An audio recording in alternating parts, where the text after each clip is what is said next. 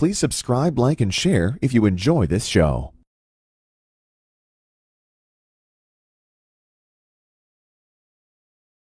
Website www.thesecretteachings.info. Please go to the website, check out our full show archive, completely free to access for everybody. You do not have to sign up or do anything. You click the link, you find the show, the guest, the topic, and you can download it or stream it for free. You'll also find a top news tab with our current events. You'll find my books on the website as well as links to Amazon.com. And you'll find a guest tab with past and current and future guests. Tonight, our guest, James McCanney, his website is linked up at thesecretteachings.info. He's got a pretty lengthy bio, and I couldn't really pick out of it what I thought was the most important, so I'll go ahead and bring the audio for James up here. And welcome to the show, and I'll let you tell the listeners a little bit about yourself. Thank you, Ryan. First of all, how's the sound? Is it good? It came in a little hot, but it is good now. Well, my background, I have a master's degree in physics, solid state nuclear physics from Tulane University in 1975. Before that, my bachelor's degree I got from St. Mary's College, which is now St. Mary's University in Winona, Minnesota. And I had a double major in physics and mathematics, but I had the opportunities to get a PhD in physics, and I just turned them down. I didn't want to be buttonholed into a specialty, and so I took off after my master's degree, and I went back to Latin America where I'd been previously, and just traveled and got to understand some of the ins and outs of archaeology. I kept my personal research was in the area of celestial mechanics, which is the study of the movement of the stars and planets, gravity, and I started including electric and magnetic fields in my calculations in my studies. And in 1979, I ended up at a place called Cornell University as a faculty member. And at that time, the Voyager spacecraft, the Pioneer spacecraft, many planetary probes were bringing back information from other planets. And I was able to use the data from those spacecraft to verify my studies regarding the electromagnetic nature of the solar system. So that started my lifelong study. It led into my work with weather, the electrical conditions in the solar system which drive our weather, and many other studies. My most recent study was actually just a surprise. I was in Peru traveling, and I have an invention called the wing generator, which is a very efficient system for extracting energy from wind. And I was in Peru scoping out the market for this because we're commercializing the first model, which is the 12-meter. We call it the Pegasus. And I was scoping out Peru for the market, and I happened upon something called the Nazca Plains. And I had seen them before in pictures, never really paid much attention to them. But while I was on the site, I, in fact, was on some of the mounds overlooking the plains, and I realized that these were atmospheric electricity collection points driving out into these figures that were out in the Nazca Plains. And so that's my current release that came out December 31st, this past December 31st. It is entitled Nazca Palpa Lines, The Mystery Solved, Ancient Interferometer Fractal Antenna Complex. So what I discovered is that these lines that nobody could figure out what they were or why we don't really know who made them, probably 5, 10, 15,000 years ago or possibly before, why they made these. And what I discovered is these were antennas, an extremely complex antenna system, and their sole purpose was to signal other star systems using atmospheric electricity as the power source, because this antenna grid array covers about 350 square kilometers of terrain on the Palpa Plains, on the Pampas of west central Peru. So this is a signaling mechanism for signaling to and possibly receiving signals from other star systems. So this is a major, major archaeological discovery. But anyway, there's many, many other aspects to my background, things that I study. But anyway, I'll stop there. And on my webpage, which you said there's a link to my webpage, the people can check that out. My webpage has about 6 gigabytes of information on it. So get a big cup of coffee when you go there and plan to spend a little bit of time. Well, I spent some time today looking through your Nazca lines, the work that you did, the document that you sent me, and I honestly didn't have time to go through the entire document, but I was looking at some of the images and I was skimming through some of the information, and I do have other lines, other questions about some of the lines in your bio as well. But let me go ahead and ask you this. This is the first thing that came to my mind. In terms of this being what you call an interferometer fractal antenna complex, what exactly was the motivation, in your opinion, and maybe you know this, maybe it's in the document, I didn't catch it, for constructing these lines into the shapes of spiders or into the shapes of birds or monkeys? What does that have to do with the antenna aspect of this? Well, what I've come to conclude is that these were designed and left for us to find. And if these were only in the, say, shape of rectangles or V-shaped or other somewhat common, say spirals, which are common fractal antenna shapes, we might mistake them for possibly just agricultural troughs. What they are is they're small troughs, maybe a foot across, or some are as much as a meter or a couple meters across, and then dug out just to a few inches or up to 10 inches deep. So at any rate, the purpose for putting the shapes there is to draw our attention to them. Now, these can only be seen from the air, correct? Yes, although some scholars, there's some controversy over that, but literally they can only be seen, and they were discovered from the air. A guy named Paul Kossak saw these from an airplane. The first time they were identified for what they are was 1941. A pilot named Paul Kossak flew over the Nazca Plains on purpose to see what they looked like from the air, and he saw one of the bird shapes. Now, there are hundreds of these scattered all over the Nazca Plains, distributed in a very interesting pattern once you get up and you see them all. But my conclusion, to answer your question, is that these were left there for us to discover. The monkey, which is the first one I have, that's the cover photo, so to speak, on this white paper, which is 72 pages long, is rather dense. So it's going to take people a bit of time to go through it all and digest it. But the monkey is a great example of a zoomorphic figure, which is the monkey. His tail, which is a spiral, is a fractal antenna, very common fractal antenna design. To his front and side are broken dipole fractal antennas, which is a very common fractal antenna design. And then off of his feet, in extension, comes another rectangular grid fractal array, which is a very common fractal array. And let me, for those people who are wondering what a fractal antenna is, your cell phone, your tablet, modern devices have a fractal antenna. If you remember, about 10 years ago, your cell phone had a little antenna. You'd pull it out, a little dipole antenna. And those were replaced by what is known as a fractal antenna. So basically, you take a long dipole antenna, you break it up physically into small shapes, and it has the same collection and transmission characteristics as a long dipole antenna, but it's very compact. So it sits down in the corner of your cell phone, and I have a whole discussion, chapters and appendices on fractal antenna design. This is something I'm very familiar with because I spent 25 years in the telecommunications industry. But if they only left just squares or rectangles or simply lines, which are the dipole antennas, or cross dipoles where they're cross lines, we might mistake them for something else, maybe just astronomical pointers or something. But the fact that they're in shape of monkeys and spiders and whales and birds and things like that really bring our attention to them. In fact, most tourist pictures that you see leave out the geometric shaped fractal antenna part of this. Most times you see the monkey, for example, without any of the other fractal antennas which are connected to it. I've seen that. Mind yes. you, these are all connected together too.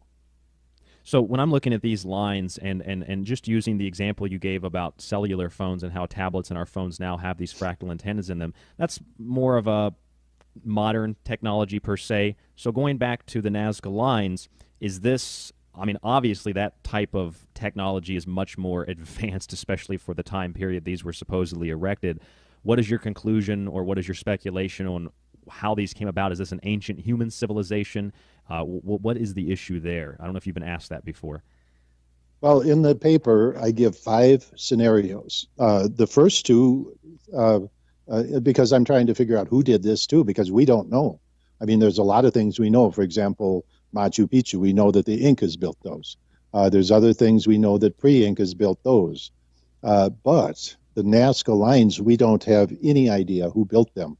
Some archaeologists speculate that they were built by there's a set of temples, etc., and structures near Nazca, and some archaeologists say, "Oh, it must have been these people." But when you see that that those people living there were, cooking in clay pots over wood fires with using wooden spoons, you realize that they really didn't have anything. They didn't have any technology that would imply that they knew how to put these designs out there. There's nothing else in their civilization that would indicate that they did this. So my conclusion is that is totally incorrect. But anyway, the first two scenarios that I give, these were done by ancient, before the pre-Incas that we know about, ancient civilizations, or they were done by aliens, by civilizations that came and visited and left these for us to find, so that when we gained flight and we gained knowledge of electromagnetic transmission, fractal antennas, which, by the way, in modern antenna design and theory, we've only understood fractal antennas in the past 10 years. So you think we're real advanced. Well, here you have somebody, some entity, 10, 15, 20, maybe 50,000 years ago. We don't know. We don't know when these were put there. But some entity putting designs, not only, there are 6 antenna designs in the complex. There's Nazca, and then Palpa is a little bit north. It's a completely separate, but it's very similar antenna complex. There are 6 antenna designs. There's the dipole, there's the cross dipole. You have a zoomorphic fractal, which is the animal shapes. Then you have geometric fractals. Then you have a hybrid, zoomorphic and geometric hybrids. Then they're connected together into interferometers. And then there's another type of antenna included, which is the long base interferometer. So you have 6 antenna designs, which are very complicated. I mean, the interferometer concept, where you hook various antennas together in a complex to make a bigger antenna, is a very complex modern electromagnetic theory concept. So whoever did this, let me tell you, knew a lot about antenna design and transmission. Also, they were using atmospheric electricity to drive the energy to drive these. If someone today said, let's plug the local power grid in and power this, you couldn't do it. You would need literally a nuclear reactor there to power these. But they were using atmospheric electricity, and that's another area of my background. And so that's one of the things that led me to this conclusion when I was on site at Nazca in the mountains overlooking the plains, realizing that what I was standing on, where these lines came up and met some of the mounds, where 55 of these antennas combined in one point, in one mount, where they were driving them with atmospheric electricity, with the possibility of turning some off and on, almost like playing a piano. When I'm looking at these lines, I am seeing something that obviously is much more complex, especially for the time period.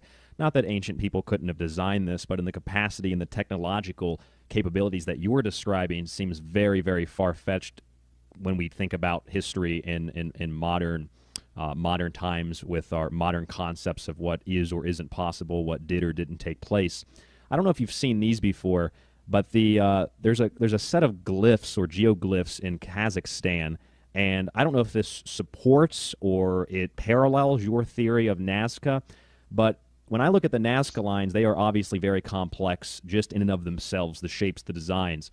But then there's a set of glyphs, I think there's 50 or more of them. They're relatively smaller, but they are actually, some of them are in a boxed shape or in an X shape or in a cross shape. They're in Kazakhstan, and they just seem less complex. They seem less relevant compared to Nazca, and they don't seem as complete. They don't seem as I guess unique as the Nazca lines are. They're not necessarily designed in a specific way to convey a specific image. They're just sort of geometric shapes. So I don't know, have you seen those, and do you have any thoughts on that in terms of the Nazca complex compared to other complexes around the world in terms of the complexity of Nazca? In the paper, I give two examples. One is in Ethiopia, and another one, the one in Ethiopia, is associated, interestingly enough, with dams and water, which, by the way, Nazca is also. There's water associated with these. But in Ethiopia, there's a series of lines and spirals. And in South Africa, there's a place known as the Black Spirals. And they are the same exact same type of structure where they removed the rock, lined them along these paths, and then dug them out. And in Africa, I also have pictures in the paper. If you go down far enough, there's some pictures in the paper of the black spirals in South Africa. And also there's a reference to, I'm sorry, I don't think I have pictures in the paper. I have a reference to where you can, there's an extensive video that shows them. So there's those two lines, but I wasn't aware of the one in Kazakhstan. Since writing the paper, a man who was a pilot that flew in Vietnam sent me pictures of a similar set of arrays, not as complex, but they're lines, etc., that are very ancient in Vietnam. And there's another set in Australia. And the interesting thing is you can see that there's erosion, water erosion that has destroyed part of the ones in Australia out in a very dry area there, showing that they're very old. In other words, the erosion would have taken place over a very long period of time. So it appears that there's a worldwide phenomenon here, and I suspect that as time goes on, we're going to find more and more people are going to go, hey, look at this over here. This is one too. Yeah, but there's nothing that I've seen that even rivals Nazca. Nazca is a complex, like I say, it covers 350 square kilometers, and when you look in terms of antenna design, if I took 100 of the top antenna design experts in the world today, and we sat down in a room, it would probably take us years with computer modeling and EMF modeling to even get a grasp on what these antennas were capable of doing. You have to understand, when you have an antenna, it has what you call a lobe pattern. And that lobe pattern is the pattern of signaling, and they get very complex once you start combining antennas. The bigger and more complex the antenna, many times the narrower the beam. In other words, the beam becomes very narrow, and so all of your energy is directed in one very narrow beam, almost like a laser. And so that's what we're seeing here at Nazca. So these were being directed, various combinations were being directed at different star systems. And this is extremely complicated antenna design. And like I say, the fractal antennas, we've only come to understand in the last 10 years and use them in like your cell phone, etc. But this is an array that dwarfs anything that man has built for modern radio astronomy. That's another area of my expertise, is radio astronomy. In the paper, I compare it to the Very Large Array, which is in Socorro, New Mexico, 27 very large radio antennas that are coupled together in an interferometer. And then also the Arecibo large-scale radio antenna, which is used for astronomy in Arecibo, Puerto Rico. So I compare it to these two in the paper, and the Nazca complex dwarfs anything we have built as modern man. It's pretty incredible. I'm actually looking at the black spirals. It is in your paper, the black spirals of South Oh, I did Africa. include a picture of those. Okay. Yeah, it's in. I think it's around page 44. I've never seen those before. Those are just incredible. Just the way that they were designed, and they look relatively perfect in terms of how the circles are drawn out, almost in a labyrinth. A spiral, a symbol, represents the galaxy, the universe. That's pretty incredible in and of itself. As you were saying, though, Nazca is much more complex. Technologically and in terms of being able to design these, and the fact that they really are only visible from the air. I mean, it just really opens up a wide array of questions that I have, and that I think a lot of people have had for a long time. Some people might even be scared to ask those questions because they're afraid of what the answers might be. Luckily, there are people like you, James, who can just sort of come at this from a very unbiased point of view, it seems, and you can provide a series of options as the possible reasons for why this was constructed, a series of different theories for why or how the universe works that are contrary to mainline science. And I know that reading your bio, you probably got a lot of negative feedback from other people in your field. Maybe we can talk a little bit more about that, and of course Nazca when we come back. And I would like to get into the so-called electric universe. We're talking to James McCanney, his website, jmccanneyscience.com. It's linked up at thesecretteachings.info. That's www.thesecretteachings.info. Nazca lines and much more. I'm Ryan Gable, our guest, James McCanney. Again, jmccanneyscience.com. We are considering the fact, as James was saying, we are just now beginning to utilize this same type of technology today.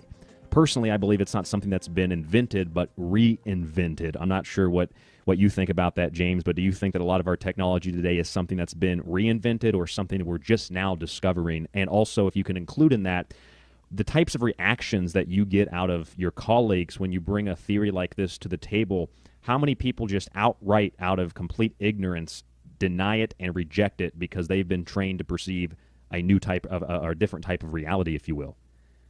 Well, this particular one, I wasn't quite sure what the reaction would be, but has been amazingly positive. And and I have people who are engineers who are friends and colleagues, and they don't have any reason to say things, good things about me. Just we talk back and forth. But the reaction I've gotten from literally everybody is that this is a super. It's right on. That it's a very accurate description of what's going on there. What's happened is this has been something that's been ignored because let's look at a little history of the Nazca lines. In the 1950s, Scientific America sent some scientists out there to do the so-called scientific discovery, and they spent about a week there. And they went out into the Nazca area and they tried to duplicate making some of these lines. So they picked rocks up and they moved them out and they dug a little trench and they said, this is a couple afternoon work for a tribe of indigenous people who just like to draw pretty pictures in the sand. So that has been the scientific conclusions since the 1950s. Basically poo-pooing it, not realizing that and of course back then antenna design was hardly even well known. It was very primitive back in the 1950s. So they didn't even know what they were looking at. But the academic attitude towards the Nazca lines is, they might have some fanciful relationship to religion or mythology or other. They thought that they were prayer lines where people walked around. The thing about the lines is that they were continuous. If you look at them, you take your finger on one of the lines and you follow it around. They never cross. They are a continuous line. They follow a pattern and then they come back out. And when you come back out of those lines, there's no real map of these, good map. But when I was there, I was able to look at these myself because I was there. They connect. All of these connect into hubs. And so basically what you have are fractal antennas that connect together. But when people see this and when I describe it, especially engineers who are very versed in electromagnetic theory, et cetera, they go, wow, this is it. I mean, you hit the nail on the head. The problem with archaeology is archaeologists do archaeology, antenna design people do antenna design. In the world of modern academia, those fields don't cross. With my interdisciplinary world that I've followed, I don't have boundaries. I don't put boundaries on myself. In fact, I mentioned in the paper that the best decision of my life was not continuing to get a PhD, because I have been out scouring the earth and the universe for true information and putting it together. And so my life has been a series of discoveries and then taking those discoveries and putting them together. But basically, I've gotten an extremely positive reaction. And I think when people see it, they go, wow, that's what this is. And it's kind of like you hit the nail on the head. It's one of those, if you went to see an indigenous tribe and they were using bows and arrows, you'd go, hey, they're using bows and arrows. In this case, they're using fractal antennas. It's just, if you know what a fractal antenna is, that's what they are. They're right there. It just took somebody to point out and say, that's what these are. I think a lot of people know your name, James, because of your theory and the concept behind the electric universe. What exactly is that? I've read about it before. You are essentially the founder of that theory, per se? Correct. When I was at Cornell University in the 1979 to 81 era, I was writing papers and publishing in astrophysics journals And in the summary of one of the papers, I said this leads us to believe that we live in an electric universe, and so that's where the term came from. And it's been copied by a lot of people because it's like one of those things that's catchy. It sticks in your mind. You know, it's a single term that kind of encompasses everything. But basically, standard astrophysics theory, astronomy, modern astronomy, or space science believes that the universe is run by gravity. And what I discovered is that electricity plays a role. It's very subtle. It's just not all over. And unfortunately, there have been some people who really don't understand electromagnetism and how these things work that make all kinds of wild claims, like the planets fly around and all kinds of just crazy wild claims. And so unfortunately, it's been very much distorted by people that don't understand physics, basically.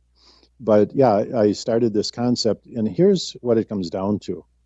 Electric things in outer space, let's say a space charge, or an object that's charged, would not last very long because there's a lot of free charge in space.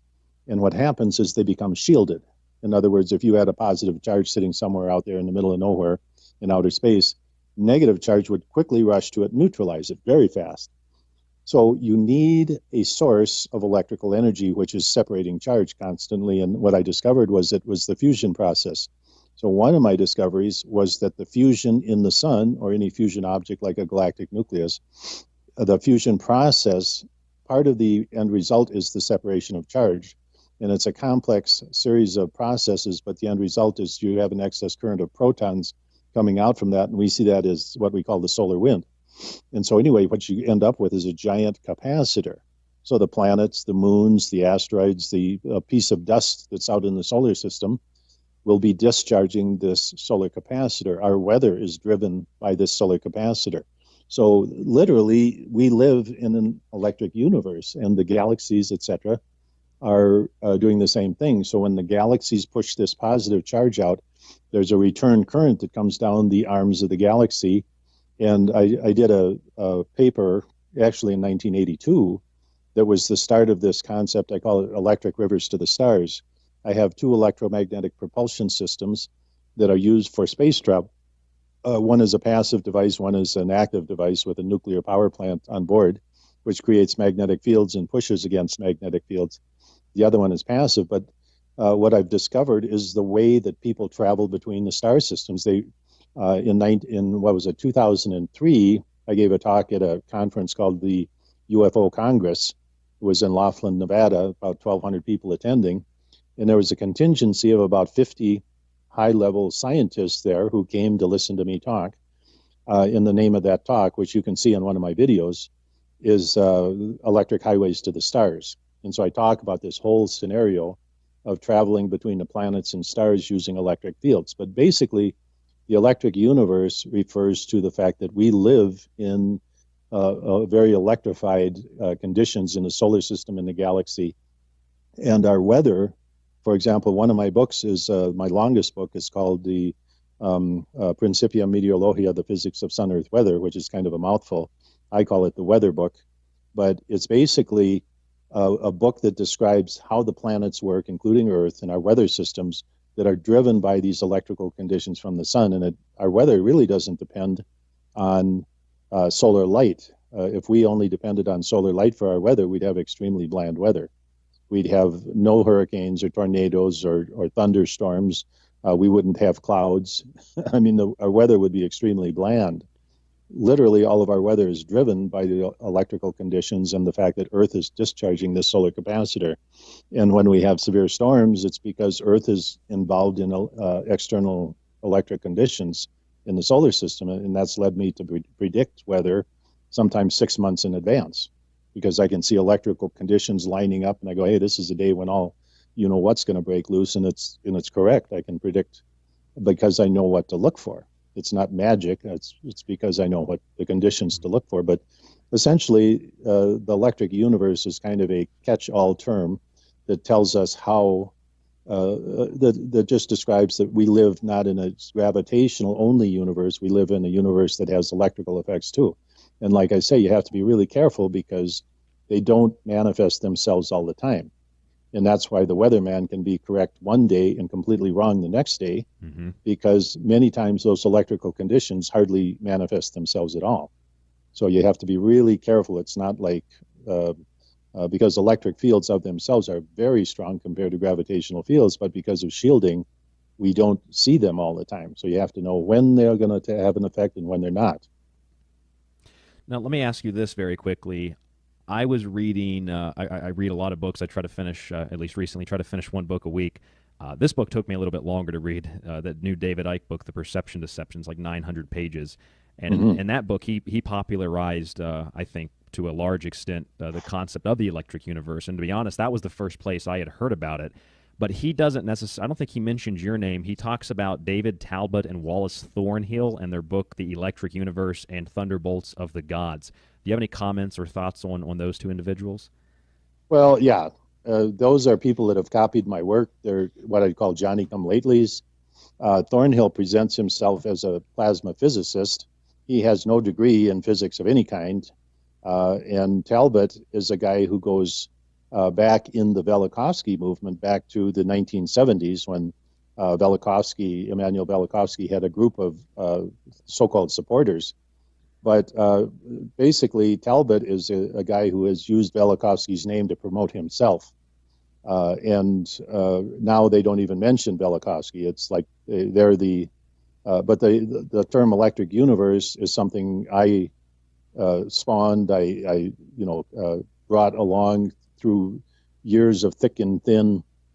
And literally in around the year 2005 is when they started their Thunderbolts page. You can go look at when it was developed.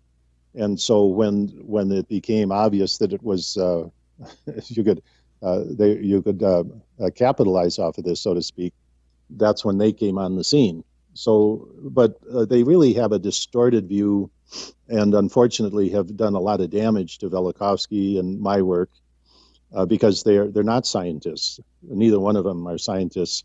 I've also found out that they get a lot of support from NASA. Every day they get a picture from internal NASA files, and they have a lot of under-the-table support. Do you think it's a purposeful distortion, perhaps? Yeah, absolutely. Yeah, it's because let's look at some issues. They don't talk about, say, Planet X. They don't ever bring up that topic. Well, why?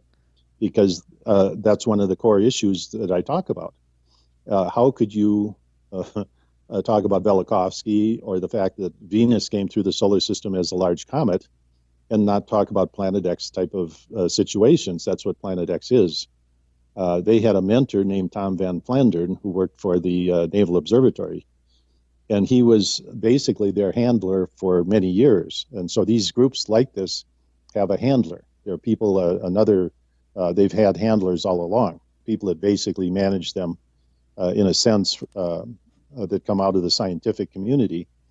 But Van Flandern was very emphatic that there was no such thing as Planet X, even though Van Flandern's own studies, he was on a team in the Naval Observatory under a contract from NASA to search for Planet X. And so on the one hand, you have the officialdom statement that there is no Planet X, and there's a lot of people out in the officialdom world, outreach people, etc., who poo-poo this idea that there's such a thing as Planet X. And what I say is that there are many Planet X objects. There's not one Planet X. There are some references in ancient history to Nibiru and Wormwood and terms like that. But it's very confusing as to what object it is. And so we've collectively applied that term to believing it's one object when in fact it might be a series of multiple different forms of objects. Oh, yeah. And there are literally, actually, that's what I've been saying all along. And just a year ago, in January, NASA came out with two scientists, and they said that they have discovered two Planet X objects, and they have found thousands more, which they're not talking about. But anyway, I thought that was really rare. But the reason for that is because I've been so successful in promoting that idea that the only thing they could do is try and take claim to that themselves. Right. That there were multiple Planet X objects. So literally, officialdom has come out. But your question was about Talbot and Thornhill. You know, they don't talk about Planet X, and that's because their handlers keep them moving away from that topic. Their concept of a comet, even though they call it an electric comet, they don't have a theory. They don't have, like I have, a complete theory of how the solar system works, how the electric fields are formed, what the objects do when they come in, how the tail forms, etc. In fact, if you followed what they do, the tail would point towards the sun. I mean, that's the kind of thing that's just basic physics. They don't know what they're doing, but they're not intelligent enough to. They're not scientists. They're not physicists. They don't understand that the things that they're saying are backwards. But anyway, it's a distortion, and it's a very intentional distortion. And a lot of times, what I call the disinformation crew pick up people like that as front people, and they support them. They have meetings where they go to hotels and things like that. I mean, all this costs a lot of money. And believe me, you don't, well, you don't make that kind of money selling a few books on a radio show. For sure. This is not where you make millions of dollars and can fund, conferences at hotels and things like that. That takes money. You don't have a staff of people that are there every day working in an office, interfacing with NASA, getting these pictures every day. NASA provides them with internal NASA photos cropped and edited in a format with an explanation and gives it to them every day. And supposedly they oppose NASA. So clearly there's some funny business going on here. But the bottom line is that they are not scientists. They don't understand what they're doing. They've gotten the lingo down because they've, over the years have perfected their story, so to speak. But they've done a lot of damage to Velikovsky, to my work. And people read that and it sounds good on the surface, but really it's a distortion because they go down the path a little ways and then they take a 90-degree left turn away from the real issues. And of course, the more people that read that, or they read other authors who bring that to the table, they read that and then maybe they use it to promote their work, and then it sort of creates a chain reaction of disinformation, and that I think is the core essence of the reason that the disinformation is put out there in the first place. It creates a chain reaction that eventually expands, especially in the alternative communities, and then people get behind these movements, get behind these ideas, and a lot of times, especially in radio, you find people that hold on to these what we call alternative ideas or alternative theories just as staunchly as the same types of people who have tried to have you removed or have succeeded in having you removed from certain universities because of your alternative, if you will, theories on the universe, or in the case of comets, as I read in your biography. So it really creates a whole new controlled paradigm that's just as distorted and just as backwards as the mainline paradigm. Exactly. And the other thing it does, if you look at the dialogue that goes on the internet when people are arguing against the electric universe, they never mention my name. They talk about Talbot and Thornhill and the various things, and pitting them up against real scientists, they look foolish, and they really do, because they don't know what they're talking about, because they don't have theories. They talk the talk. They have a talky talk type of thing, but they really aren't scientists. So a lot of the stuff they do is really stupid and backwards and not scientific. So they're very easy targets. So that then you can put this electric universe thing up, blow it out of the water, and then you don't have to think about it. But nobody ever mentions my name because, for example, I debated Dr. David Morrison on Coast to Coast with George Norrie as the host. I got invited because they wanted basically someone to. David Morrison was Carl Sagan's student. And so David Morrison is one of the very top people at NASA. I debated David Morrison on the Coast to Coast show and won the debate, defending the concept of electric universe and the idea of Velikovsky, etc. I won the debate, which surprised me, but that just shows that the level of scientists, and they don't want to send scientists out to talk to me because they know I can go toe to toe with these guys, no problem, because I know what I'm doing. I've given talks at Los Alamos National Laboratory in front of 50 of the world's top plasma physicists. And I've given talks at military meetings. My aerospace propulsion designs were at electric propulsion conferences, strictly military physicists. These guys are hardcore. I mean, they don't take baloney. You don't get up in front of them and talk. And even you wouldn't be there 5 minutes if you didn't know what you were doing. Mm-hmm. And so anyway, I have an extensive background. I have a very good scientific background. And I've done a lot of very creative work. But unfortunately, yeah, the electric universe has been extremely distorted, and it's a very handy tool for the disinformation crew because they can point at that and just say, hey, look at how stupid this is. And it really is. So it gets that dialogue going between where they can control both sides of the dialogue. They can't control my side of the dialogue.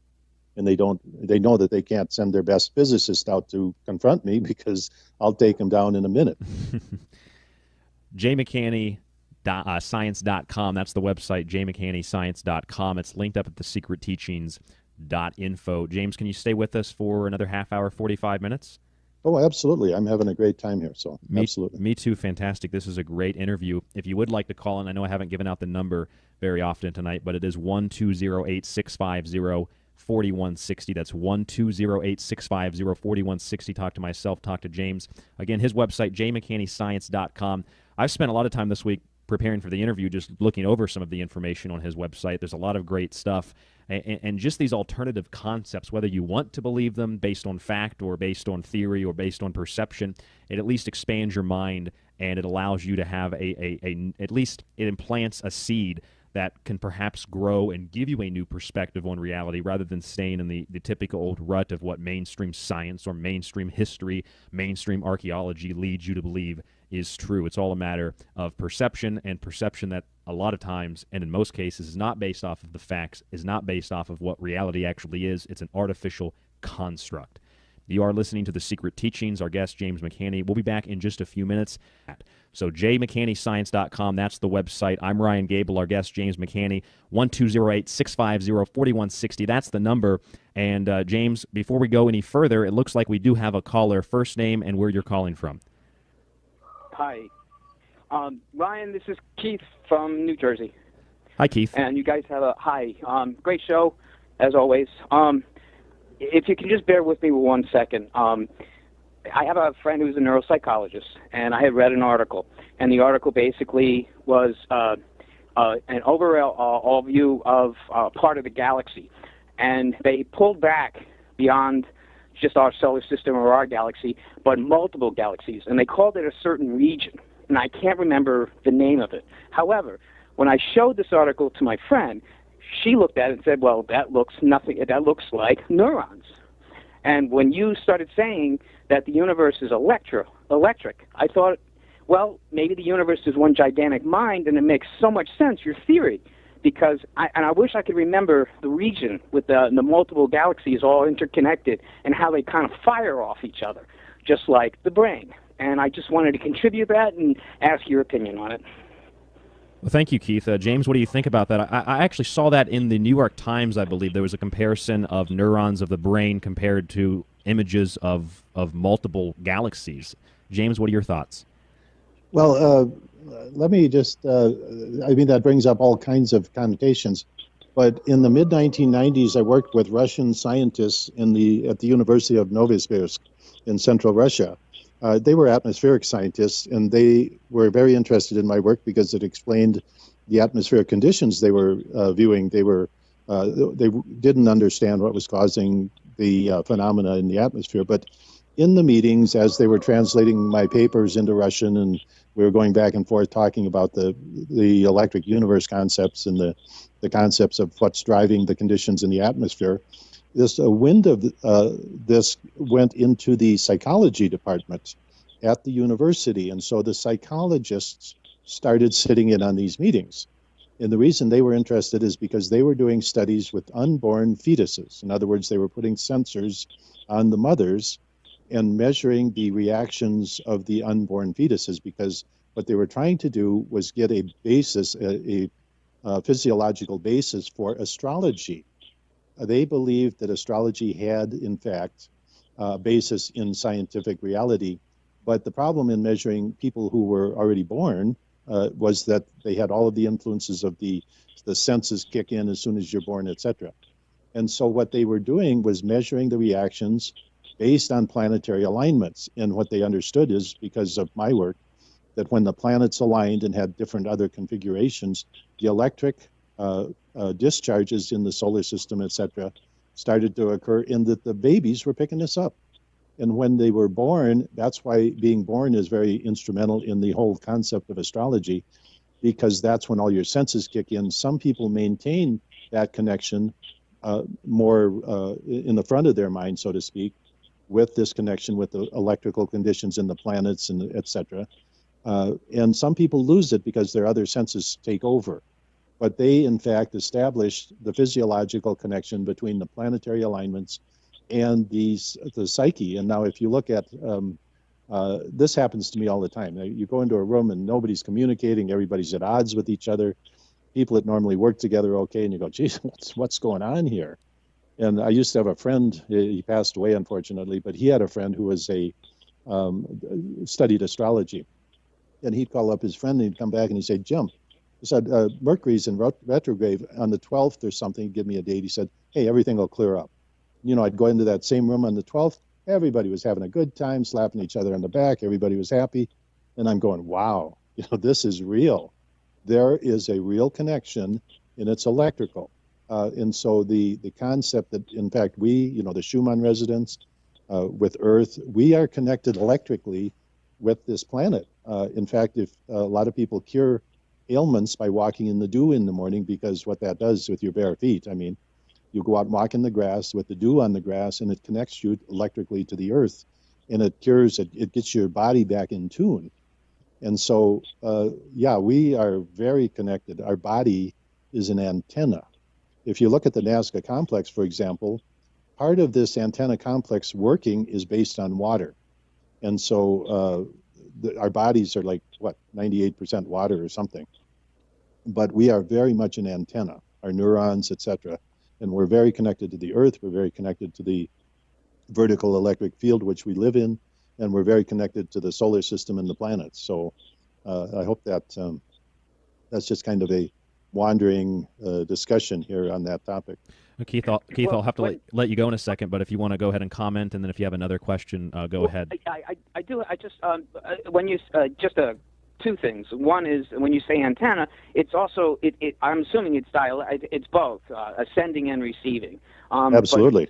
Okay. The other thing is, would you what the auric field itself, is that something electrical in your mind? And thank you, and I'll hang up. And which field, Keith? Keith, which field? You said the field, and the auric field around the energetic field around the body. There's an auric field that. Okay. Thank you. Yeah, I didn't hear it on the air here, so now thank you. I'll hang up, and thanks so much, both of you guys, for your time, though, and you guys are absolutely fascinating. Thanks. Thank you, Keith. Bye-bye. All right, bye. All right, go ahead, James. When I was 50, my 50th birthday present, not to date myself, but that was a while ago, I gave myself a present, and I wanted to learn about health. So I didn't want to go into the medical field, so I went to massage therapy school for 2 years, a night school. And so I got a degree in massage therapy, and I've never really practiced as a professional. I did a little bit as part of the schooling, et cetera, but I wanted to learn about health. But in this, we had classes in auras, and we went in a dark room, and we read each other's auras, and I'm like, holy cow. And here I am studying the electric universe and all of this other stuff. And, this was prior to working with the Russian scientists. But, understanding that the body, and it's like an antenna pattern. If you understand, like I was talking about lobes of an antenna, the lobes are the signal pattern. So if you're in the middle of a lobe, you have a much stronger signal than a person that's off on the side lobes, for example. And there's some 0 points where if you're there, you don't get any signal from the antenna, even though you might be close to the antenna.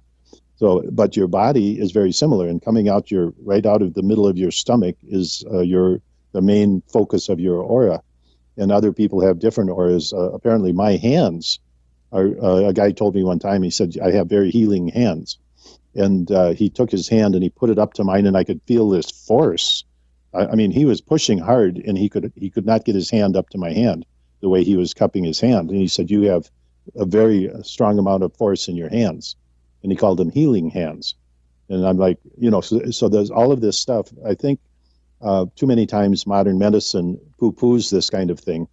But there's very definitely a lot of things that I think we're just starting to understand, or starting to cross that boundary, because standard science, if you can't put a voltmeter on it, then it doesn't exist in terms of modern science. But that was one of the beautiful things about the Russians, psychologists, is they were literally measuring the reaction of the unborn fetuses, and then when they were born, the various reactions after they were born, etc. And they said, yeah, there's no doubt that we are connected to this electrical universe. Now, in terms of Keith's call, and I want to thank Keith because that was a very, very concise and very type of professional call, if you will, compared to how some people call in. So if you would like to call in, use Keith as an example, 1-208-650-4160. And Keith, if you would like, you don't have a copy of one of my books, send me an email at rdgable@yahoo.com, and I'll hook you up with the one that you would like. James, I would like to add to what Keith was saying in terms of antennas and the brain and the universe. What about the concept of DNA in a crystalline form also being a receiver transmitter of data, and how does that tie in with the electric universe and the electricity of the human body?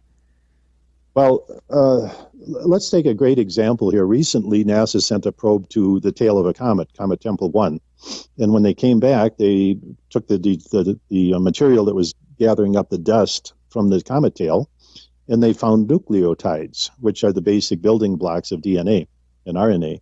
But a nucleotide is a very standard molecule. It's built up of nitrogen, hydrogen, oxygen, and carbon. So those four atoms, and they come together in various combinations, but they're very distinct combinations, and those are the building blocks of life, the nucleotides. But basically, the universe, my book called The Diamond Principle, I go into this discussion. If we found a diamond over here on Earth, and say you were the first guy to find a diamond in the ground, would you think this is the only diamond in the universe? Or would you look for more? And then you'd look for more, of course, and you'd find more. And then if you became aware of other star systems in the universe, you would have to come to the conclusion that over there on the other side of the universe, the diamond is the same. Diamonds are unique in that they have fractures, and each diamond is different, but the basic properties of the structure of the diamond is the same. And so anyway, the concept carries over to DNA. So the DNA in your left hand is the same as in your right hand, and it's the same as the plant out in the front lawn. And it's the same as the DNA across the universe. So the fact that we come out as a biped with two eyes and symmetrical bisymmetry, for example, it has to be duplicated in the rest of the universe. And so, we're living in a universe where we can expect to see abundance of life. And are they going to have oak trees on the other side of the universe? No, but they're going to have trees. They're going to have entities that are plants that are very efficient at gathering energy from a solar, like a fusion-based star. So, and of course, the amazing diversity that comes out of DNA, we see that. But this is, it's all connected, and it's all electrical. If you look at chemistry, it's the covalent bonding and the electrical exchange between the atoms that causes the bonding. And that's the basis for the chemistry of the universe. It's the as above, so below, the macro, microcosm. And just as a side comment to some of our listeners out there, I find it very interesting, not just the subject matter that you're discussing and the science that backs it up, but the fact that as a culture collectively, we have been conditioned through social engineering and other forms of social control to believe, and it's not that movies are bad, but to believe that Star Wars and the concept of the Force and this interconnectedness of everything is somehow more important than actual reality, where this, for all intents and purposes, is actually a form of the Force, if you will. It's a form of that interconnectedness. It's a form of what we see in the movies, but we're more concerned about the fictional aspects of it. And I think that reality, James, is just as incredible, if not more so, than what we see in the movies. And to take that to another level, looking at technology, I know that you've been removed from universities before for your theories of electric universe or the theories of comments, which if we have time, I'd like to maybe get into that very quickly as well. But in terms of the technology, I've got a keen eye, and I'm looking at the photograph that you supplied me with for the guest write-up on thesecretteachings.info, and I believe that I see the Wardenclyffe Tower in a it looks like a PowerPoint slide, perhaps, in a speech that you gave. So, in relationship to the Wardenclyffe Tower, J.P. Morgan and Nikola Tesla, who is a big name in terms of alternative broadcasts like this, and a lot of times misconstrued, the level of technology, it seems to me, James, on one level is that we have a suppression of technology, and that the general populace tends to believe that maybe what you're saying is outlandish because it's not necessarily accepted as mainstream because, look, we have textbooks, we have doctors, we have PhDs, and this is what is reality. And even if you can prove otherwise, people really aren't apt to change their perception so quickly. Even under the basic financial belief that I spent thousands of dollars to go to college, I'm not going to throw all of that out because some guy says, even with facts, says that it's wrong. Not that that's necessarily what you're saying. So to really expand and ask my question here, what type, from your understanding, what type of technological advancement exists beyond the scope of what the general populace sees? Because we say that alternative energies and concepts such as the Wardenclyffe Tower and free energy, all of that's cuckoo.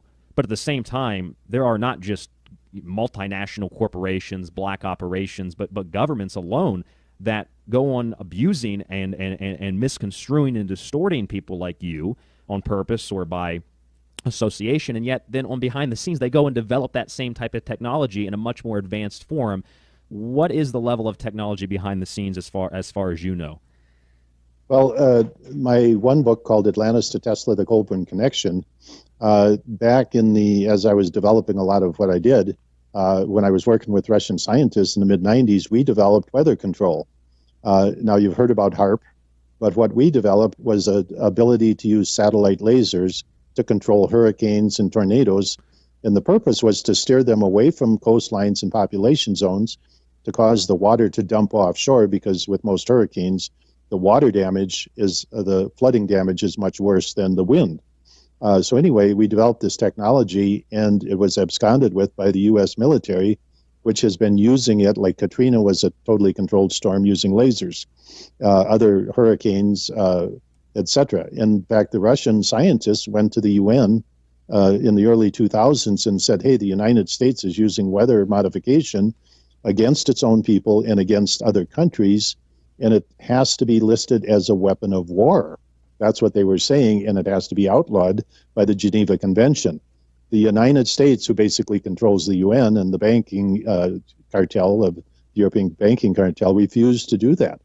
They didn't, because it was a major tool that they could use surreptitiously to control the weather. And the way it's done is that the laser beams discharge the electrical path from the ionosphere down to the cloud systems, and you can create hurricanes, you can create tornado systems, you can direct them around like leading a bull around with a ring in its nose. And also out of that same work, I developed the understanding of what Tesla was doing. One of the biggest pieces of misinformation, which is in movies, it's in all of the web pages that so-called talk about Tesla, is that he was using it to transmit energy. Well, where was Tesla going to get the energy to transmit? You know, he sold all his technology for the three-phase generators in the coal plants and the distribution of energy. He sold that to J.P. Morgan and Westinghouse. So he did. Where was he going to get the energy to distribute? What Tesla was doing was tapping into the vertical electric field, and it's not free energy. That's a misnomer. It was energy that came from a source. Although Tesla really didn't understand, he was not aware of where that energy was coming from. What my work did was rediscover what Tesla was doing and identified the physical source of energy that he was tapping into. And that's why J.P. Morgan tore down the towers out in Colorado and the Wardenclyffe Towers, because they realized what he was doing. He had tapped into a free source of energy, and they wanted to sell energy.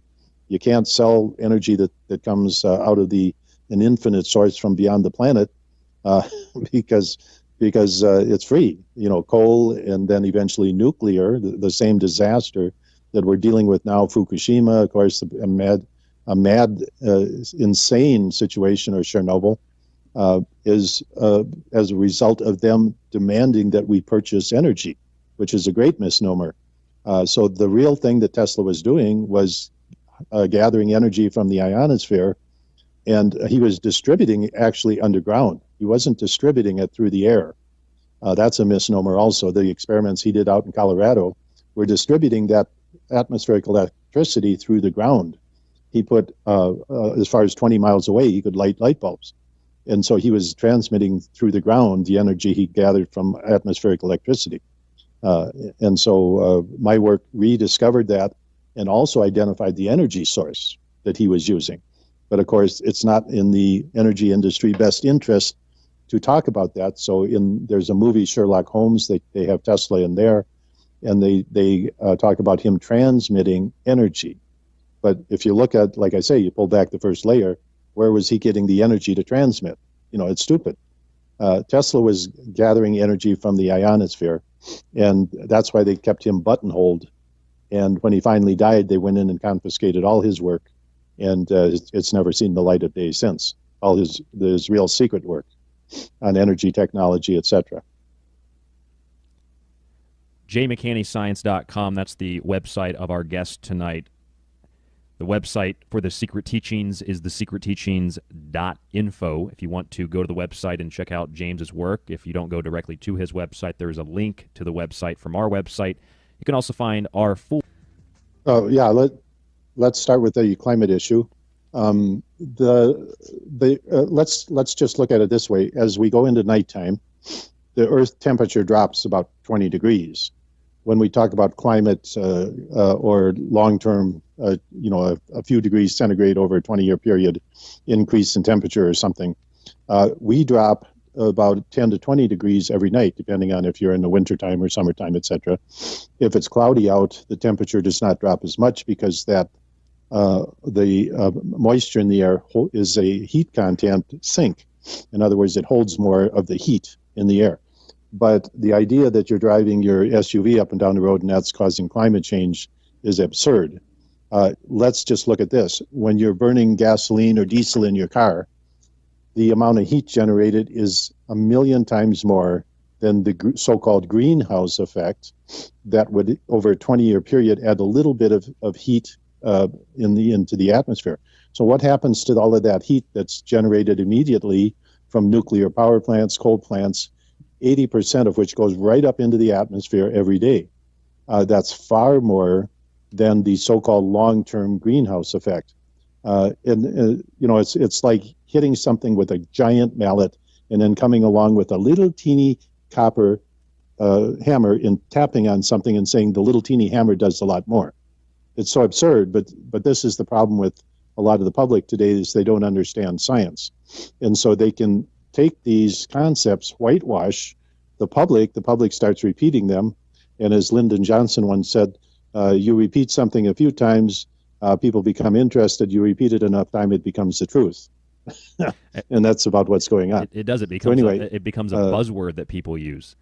Yeah, and there doesn't have to be any scientific basis.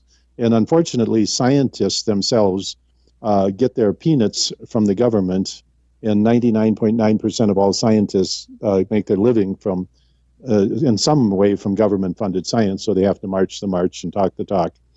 But and that's where a lot of that has come from, unfortunately. But that's a whole topic. But just from some simple scientific examples, like the Earth dropping 20-degree temperature in the middle of the night, if the sun turned off one day, and this was your original question, the sun really controls our temperature. And to be real honest with you, we don't have anything like climate. Climate would be like over a 10,000 or a million year period where the Earth is stable. Our climate is controlled minute to minute by the output of the sun, both light energy over the entire electromagnetic spectrum and electrically. The El Nino effect in the Pacific Ocean is a joule heating from electricity coming down through the atmosphere. That's what it is. And it's not the cause of hurricanes or severe weather. It's one of the byproducts of the electric nature of our weather. So another big misnomer. Anyway, I could go on and on about that, but basically, our climate is controlled by the sun on a minute-to-minute basis. We don't have climate. There's no such thing as climate. We have instantaneous heat, and if the sun turned off right now, it'd be about 20 hours until we all went into the deep freeze. It would be about 48 hours till the atmosphere crystallized and fell out of the sky, and that would be the end of life as you know it. So Well, here's the thing to me, James. I'm 25 years old. I didn't go to conventional college. I've written 3 books. I've hosted this radio show for about 6 years, going on 7 years now. I've interviewed dozens and hundreds of people like yourself. I have no religious, no political affiliations, but I'm also not an anarchist or an atheist. I've got no place so someone can put me in a box and associate me with the positive or negative aspects of a particular viewpoint or a particular standpoint on a subject. So when I look at a situation like this, I'm also not a scientist. I did a little bit of physics in high school and a little bit when I was in technical school, but I never graduated with a degree or claimed to be a scientist or a physicist. But when I look at it from an unbiased point of view, I just find it absurd that kids nowadays are being literally programmed to believe that the sun has no effect on what happens here on Earth. I mean, I find that to just be laughable at best. Yeah, education is absurd. I say it in my white paper, and I say this in different venues. The white paper on the Nazca Lines, I mentioned this, that if you go to college, 95% of what you learn there couldn't possibly be true. And it's really correct if you start breaking it down piece by piece, piece by piece. I mean, covering all topics, whether it's economics or whether it's geology, whether it's astronomy. You get into a basic physics course, sure. You know, inclined plane, gravity, a lot of that stuff is well understood, and you can do experiments and, you know, the charge on the electron experiment, etc. But you start getting a bit more advanced than that, and you get into some really gray area where opinions and almost religious beliefs carry the day. So, a lot of this filters down from so-called science, which is NASA or the NOAA, the National Oceanic and Atmospheric Administration, or the Hurricane Prediction Center, which has a model which has no reality in it at all. It just goes on and on and on. So I would say that 95% of what you learn in college couldn't possibly be true. But when the trouble is, when people get out, you mentioned this, that they paid a lot of money for that education, and it's going to be pretty hard to convince them that everything they learned was a piece of you-know-what. So, that's part of the problem, is people's egos, that they're smart and they got an education, and that's a very big problem. Just like that PhD that you didn't get. Right. And I'll be honest with you, that's the best thing I ever did in my life, was not get a PhD. Because I'm here now, my classroom is, I have my radio show heard worldwide on Thursday evenings. I have a classroom, I don't even know how big it is, but it's a lot bigger than any university classroom ever thought of being. And I'm teaching what I teach when I teach science. It's in such a way that people can understand it. I'm not saying I got a PhD and therefore you better believe me. That's the Carl Sagan attitude. We're smart, you're dumb. Like Danny DeVito in the movie Melissa. I'm big, you're small, I'm smart, you're dumb. That's the Carl Sagan attitude, or the Cornell University attitude of education. And you're just a person in the public, and you just better believe what we say, because you're too stupid to understand it. So just believe it. Yep, we're big, you're little.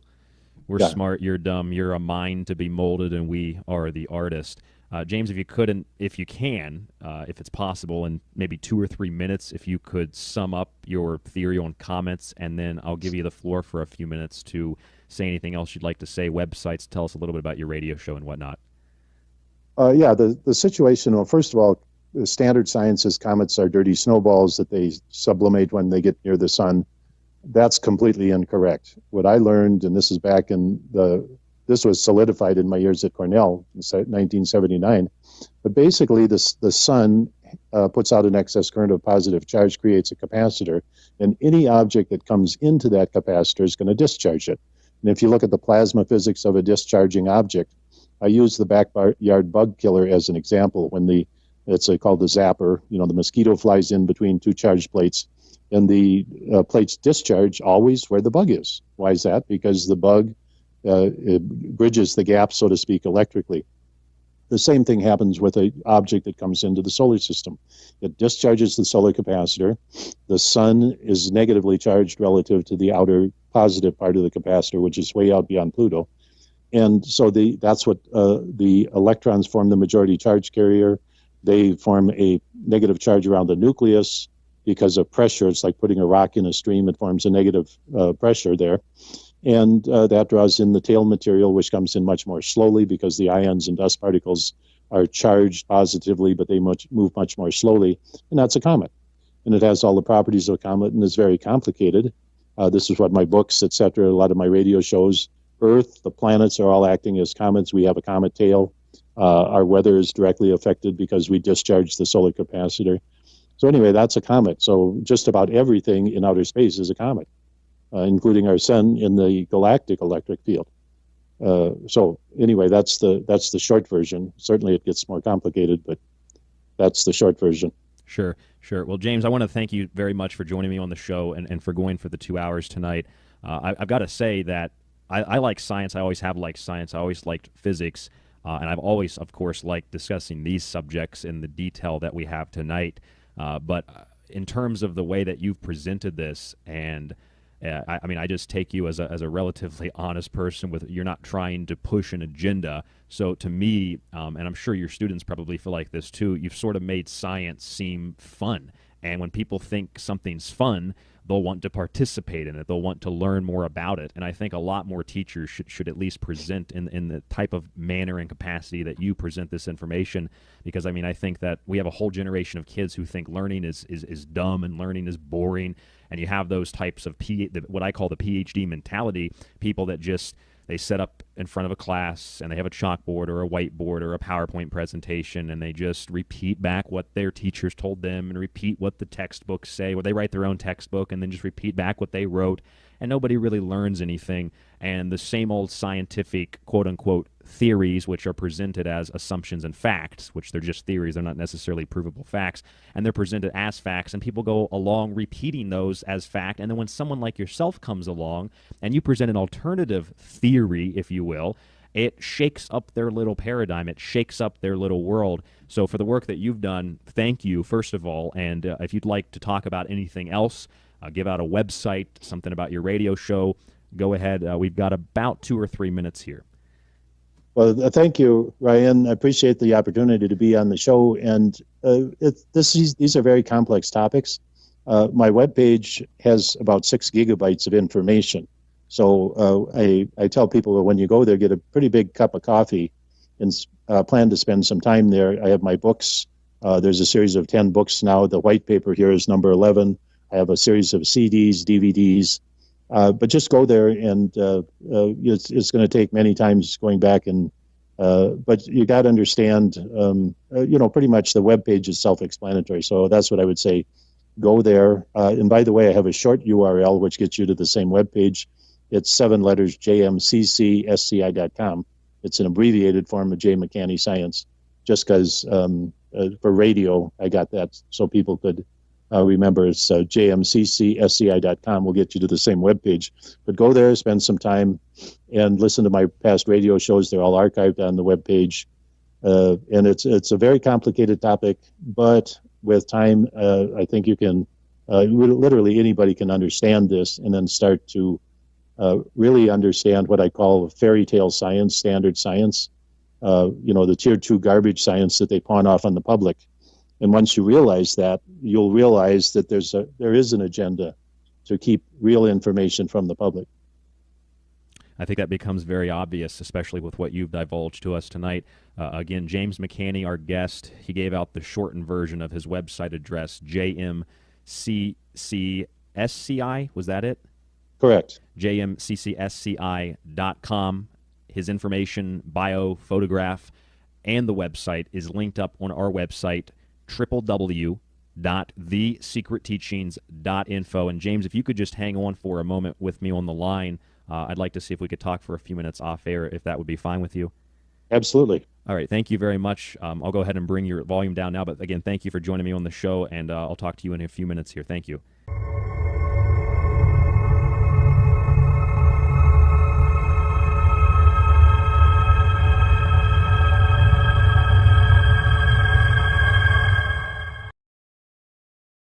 Welcome to Non-Human Entities YouTube channel. Please subscribe, like, and share if you enjoy this show.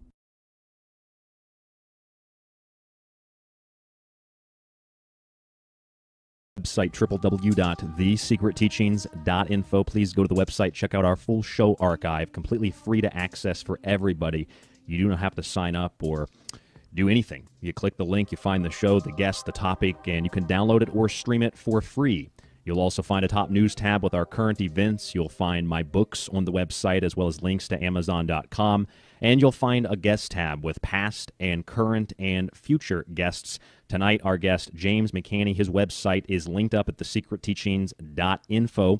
He's got a pretty lengthy bio, and I couldn't really pick out of it what I thought was the most important. So I'll go ahead and bring the audio for James up here. And welcome to the show, and I'll let you tell the listeners a little bit about yourself. Thank you, Ryan. First of all, how's the sound? Is it good? It came in a little hot, but it is good now. Yeah, well, my background, I have a master's degree in physics, solid state and nuclear physics from Tulane University in 1975. Before that, my bachelor's degree I got from St. Mary's College, which is now St. Mary's University in Winona, Minnesota. And I had a double major in physics and mathematics, but I had the opportunities to get a PhD in physics, and I just turned them down. I didn't want to be buttonholed into a specialty, and so I took off after my master's degree, and I went back to Latin America where I'd been previously, and just traveled and got to understand some of the ins and outs of archaeology. I kept my personal research was in the area of celestial mechanics, which is the study of the movement of the stars and planets, gravity, and I started including electric and magnetic fields in my calculations in my studies. And in 1979, I ended up at a place called Cornell University as a faculty member. And at that time, the Voyager spacecraft, the Pioneer spacecraft, many planetary probes were bringing back information from other planets. And I was able to use the data from those spacecraft to verify my studies regarding the electromagnetic nature of the solar system. So that started my lifelong study. It led into my work with weather, the electrical conditions in the solar system which drive our weather, and many other studies. My most recent study was actually just a surprise. I was in Peru traveling, and I have an invention called the wing generator, which is a very efficient system for extracting energy from wind. And I was in Peru scoping out the market for this because we're commercializing the first model, which is the 12-meter. We call it the Pegasus. And I was scoping out Peru for the market, and I happened upon something called the Nazca Plains. And I had seen them before in pictures, never really paid much attention to them. But while I was on the site, I, in fact, was on some of the mounds overlooking the plains, and I realized that these were atmospheric electricity collection points driving out into these figures that were out in the Nazca Plains. And so that's my current release that came out December 31st, this past December 31st. It is entitled Nazca Palpa Lines, The Mystery Solved, Ancient Interferometer Fractal Antenna Complex. So what I discovered is that these lines that nobody could figure out what they were or why we don't really know who made them, probably 5, 10, 15,000 years ago or possibly before, why they made these. And what I discovered is these were antennas, an extremely complex antenna system, and their sole purpose was to signal other star systems using atmospheric electricity as the power source, because this antenna grid array covers about 350 square kilometers of terrain on the Palpa Plains, on the Pampas of west central Peru. So this is a signaling mechanism for signaling to and possibly receiving signals from other star systems. So this is a major, major archaeological discovery. But anyway, there's many, many other aspects to my background, things that I study. But anyway, I'll stop there. And on my webpage, which you said there's a link to my webpage, the people can check that out. My webpage has about 6 gigabytes of information on it. So get a big cup of coffee when you go there and plan to spend a little bit of time. Well, I spent some time today looking through your Nazca lines, the work that you did, the document that you sent me, and I honestly didn't have time to go through the entire document, but I was looking at some of the images and I was skimming through some of the information, and I do have other lines, other questions about some of the lines in your bio as well. But let me go ahead and ask you this. This is the first thing that came to my mind. In terms of this being what you call an interferometer fractal antenna complex, what exactly was the motivation, in your opinion, and maybe you know this, maybe it's in the document, I didn't catch it, for constructing these lines into the shapes of spiders or into the shapes of birds or monkeys? What does that have to do with the antenna aspect of this? Well, what I've come to conclude is that these were designed and left for us to find. And if these were only in the, say, shape of rectangles or V-shaped or other just somewhat common, say spirals, which are common fractal antenna shapes, we might mistake them for possibly just agricultural troughs. What they are is they're small troughs, maybe a foot across, or some are as much as a meter or a couple meters across, and then dug out just to a few inches or up to 10 inches deep. So at any rate, the purpose for putting the shapes there is to draw our attention to them. Now, these can only be seen from the air, correct? Yes, although some scholars, there's some controversy over that, but literally they can only be seen, and they were discovered from the air. A guy named Paul Kossak saw these from an airplane. The first time they were identified for what they are was 1941. A pilot named Paul Kossak flew over the Nazca Plains on purpose to see what they looked like from the air, and he saw one of the bird shapes. Now, there are hundreds of these scattered all over the Nazca Plains, distributed in a very interesting pattern once you get up and you see them all. But my conclusion, to answer your question, is that these were left there for us to discover. The monkey, which is the first one I have, that's the cover photo, so to speak, on this white paper, which is 72 pages long, is rather dense. So it's going to take people a bit of time to go through it all and digest it. But the monkey is a great example of a zoomorphic figure, which is the monkey. His tail, which is a spiral, is a fractal antenna, very common fractal antenna design. To his front and side are broken dipole fractal antennas, which is a very common fractal antenna design. And then off of his feet, an extension, comes another rectangular grid fractal array, which is a very common fractal array. And let me, for those people who are wondering what a fractal antenna is, your cell phone, your tablet, modern devices have a fractal antenna. If you remember, about 10 years ago, your cell phone had a little antenna, you'd pull it out, a little dipole antenna. And those were replaced by what is known as a fractal antenna. So basically, you take a long dipole antenna, you break it up physically into small shapes, and it has the same collection and transmission characteristics as a long dipole antenna, but it's very compact. So it sits down in the corner of your cell phone, and I have a whole discussion, chapters and appendices on fractal antenna design. This is something I'm very familiar with because I spent 25 years in the telecommunications industry. But if they only left just squares or rectangles or simply lines, which are the dipole antennas, or cross dipoles where they're cross lines, we might mistake them for something else, maybe just astronomical pointers or something. But the fact that they're in shape of monkeys and spiders and whales and birds and things like that really bring our attention to them. In fact, most tourist pictures that you see leave out the geometric shaped fractal antenna part of this. Most times you see the monkey, for example, without any of the other fractal antennas which are connected to it. I've seen that. Mind you, these are all connected together too.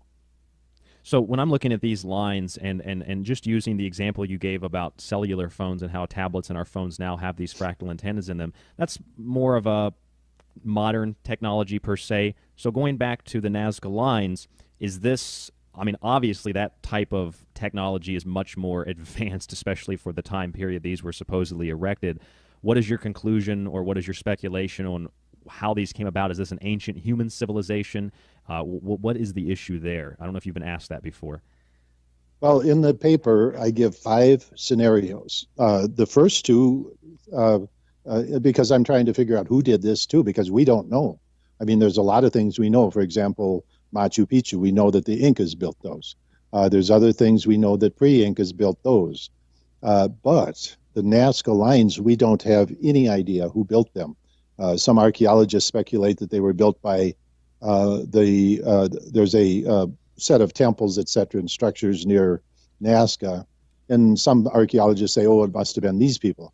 But when you see that that those people living there were, cooking in clay pots over wood fires using wooden spoons, you realize that they really didn't have anything.